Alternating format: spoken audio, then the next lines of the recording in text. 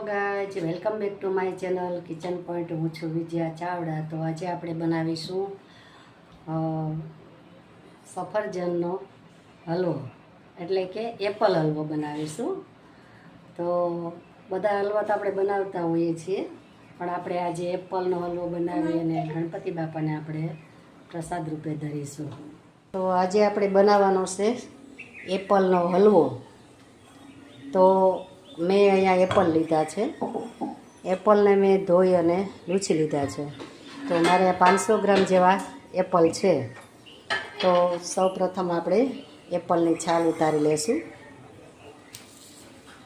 તો આપણે એની છાલ ઉતારી લઈશું આ રીતે. તો આપણે આનાથી ઉતારી લઈશું એટલે ફટાફટ આપણી છાલ ઉતરી જાય. તો અહીંયા આપણે સફરજન મેં છાલ ઉતારી લીધી છે. હવે આપણે એક લઈશું, એક થાળી લઈશું અને થાળીમાં આપણે આ છીણી લઈશું. કે રેગ્યુલર દૂધીને આપણે છીણતા હોઈએ છીએ ઢોકળા ઢેબરા હાંડવો બનાવતા હોય ત્યારે. તો આ નોર્મલ આપણે છીણી છે તો એ લઈ લઈશું અને આને ફટાફટ આપણે ખમી લઈશું, કારણ કે સફરજન છે એટલે તરત જ લાલ થઈ જશે. અને આને ફેરવતા જઈશું અને આ રીતે આપણે ખમણતા જઈશું. તો આ રીતે ખમણી લેશું. તો આપણે અહીંયા ઘી પણ મૂકી દીધું છે. થોડું ઘી લેવાનું છે, 2 ચમચી જેવું, વધારે નથી લેવાનું. હવે ગેસ ધીરો રાખીશું અને આને ફટાફટ આપણે છીણી અને ફટાફટ આપણે એમાં ઘીમાં શેકવા મૂકી દઈશું. નહીંતર કેવું કે લાલ થઈ જાય છે. સફરજન છીણાઈ જાય એટલે તરત જ લાલ થાય છે, તમે જોઈ શકો છો. મેં સ્પીડ રાખી પણ તોય લાલ થોડાક થઈ ગયા છે. તો એ ખાસ તમારે ધ્યાન રાખવાનું છે. અથવા તો તમે આ રીતે મૂકી આપણે તપેલું કે કડાઈ ગમે તે મૂકતા હોઈએ તો ડાયરેક્ટ જ આપણે આમ છીણી લેવાનું છે. ડાયરેક્ટ છીણીશું તો બહુ લાલ નહીં થાય. કે બધા એકારે છીણવા બેસશો તો તમારે લાલ ફટાફટ થઈ જશે. અથવા તો તમે છીણી છાલ ઉતારી અને ફ્રીજમાં મૂકી દો તો લાલ ઓછા થશે. પણ આટલો બધો આ સફરજનમાં ટાઈમ લેવાનો થતો નથી. ફટાફટ જ આમાં સ્પીડ રાખવી પડે છે. તો જોઈ શકો છો આપણે આ રીતે છાલ ઉતારી તો એ લાલ બહુ નથી થયા અને નીચેના આપણે લાલ દેખાય છે. હવે આ ઘીમાં આપણે શેકાઈ જાય પછી આગળની પ્રોસેસ કરીશું. આને 5 મિનિટ પૂરતું આપણે ઘીમાં શેકી લેશું. તો અહીંયા આપણે જે સફરજનમાં યુઝ કરવાના છીએ તે વસ્તુ તમને હું બતાવી દઉં છું. તો અહીંયા મેં 200 ગ્રામ દૂધ લીધું છે. જે દૂધ આપણે અમૂલ ડેરીનું લીધેલું છે. અને આપણે અડધી વાટકી જ ખાંડ લેવાની છે, મીન્સ કે 3 થી 3 ચમચી જેવી, કારણ કે સફરજન તો મીઠા હોય. પછી આપણે લઈશું, આપણે મિલ્ક પાવડર લઈશું અને જેટલો મિલ્ક પાવડર છે એટલું જ સામે આપણે બીજું દૂધ લેવાનું છે. તો હવે આપણે એક કડાઈ લેશું.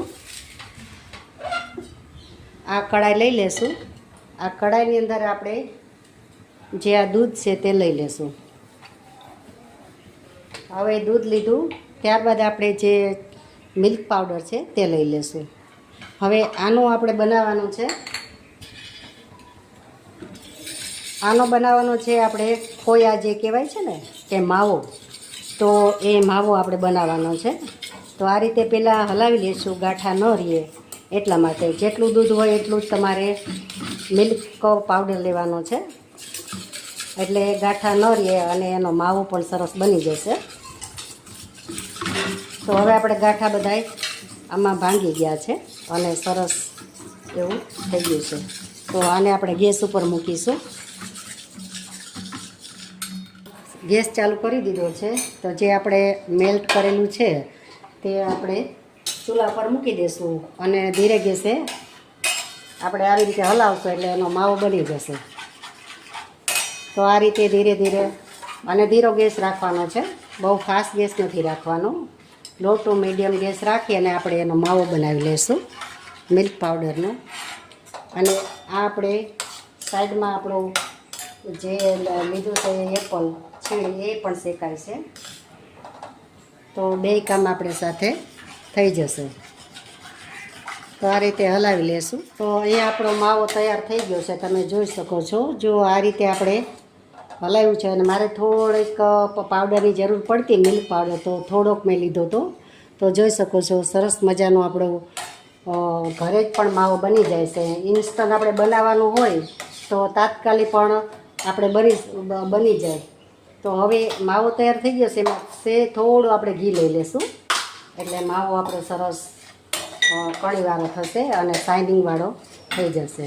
તો જો તમે જુઓ છો, જો ઘી નાખ્યા ભેગું સરસ રીતે આપણો માવો ભેગો પણ થઈ ગયો અને કણીદાર સરસ બની ગયો છે.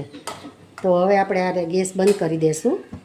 હવે જે આ આપણે શેકાઈ ગયો છે હલવો આપણો, તો એમાં આપણે જે દૂધ છે તે આપણે લઈ લેશું.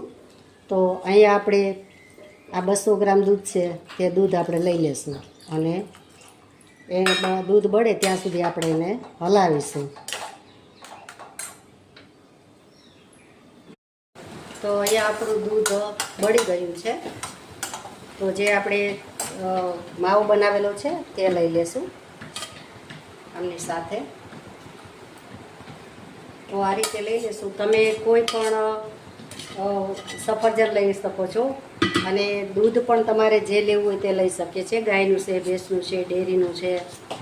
અને આ તમારે માવો બનાવીને ન નાખવું હોય તો તમે છે ને દૂધ વધારે લઈ અને એને બળવા દેવાનું. આ આપણે તરત જ બની જાય એટલા માટે આપણે માવો બનાવીને નાખ્યો છે દૂધનો, મિલ્ક પાવડરનો.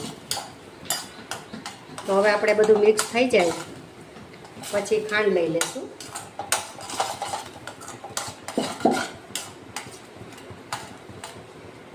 તો એ તો આપણે મિક્સ થઈ જશે. હવે આપણે ખાંડ થોડી લઈ લેશું.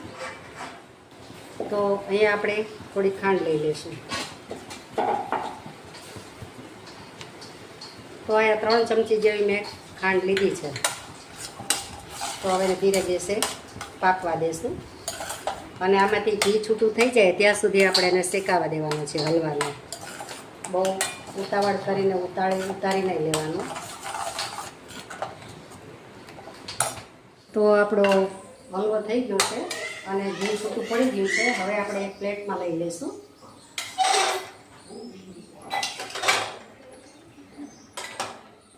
તો આપણો હલવો તૈયાર છે, એપલ હલવો. તમે જોઈ શકો છો કેટલો સરસ મજાનો હલવો આપણો બન્યો છે. તો ચોક્કસથી તમે પણ બનાવજો અને તમારે દૂધ નકરું નાખીને બનાવશો તો પણ સરસ બનશે. અને તમે જે માવો બનાવી મિલ્ક પાવડરમાંથી બનાવશો તો પણ સરસ બનશે. બહુ સરસ મજાનો આપણો હલવો બન્યો છે. તો હવે આપણે એની ઉપર ગાર્નિશ કરીશું ખસખસ. આમાં ડ્રાયફ્રૂટ બધા તમે લઈ શકો છો લેવા હોય તો. અને આ છે આપણે આખા પિસ્તા. તો આખા પિસ્તાથી આપણે ગાર્નિશ કરીશું. તો જોઈ શકો છો. અને આ હલવો છે તે પંચરત્ન હલવામાં પણ યુઝ કરે છે. મોટા મોટા જે આપણે હોય છે કંદોઈ હોય છે તે આ પંચરત્ન હલવામાં ઉમેરે એટલે એનો પંચરત્ન હલવો સરસ મજાનો તૈયાર થાય છે. તો કેવો લાગ્યો તમને મારો વિડીયો તે લાઈક કરજો, શેર કરજો અને સબસ્ક્રાઈબ કરજો. અને મળીશું આપણે નવા વિડીયોમાં નવી રેસીપી સાથે. અને કોમેન્ટ કરવાનું ભૂલતા નહીં. તમે ક્યાંથી કોમેન્ટ કરો છો તે પણ તમારા ગામનું નામ ઠામ તમે લખીને મોકલજો. તો મળીશું આપણે નવા વિડીયોમાં નવી રેસીપી સાથે. ત્યાં સુધી આવજો. Thank you for watching.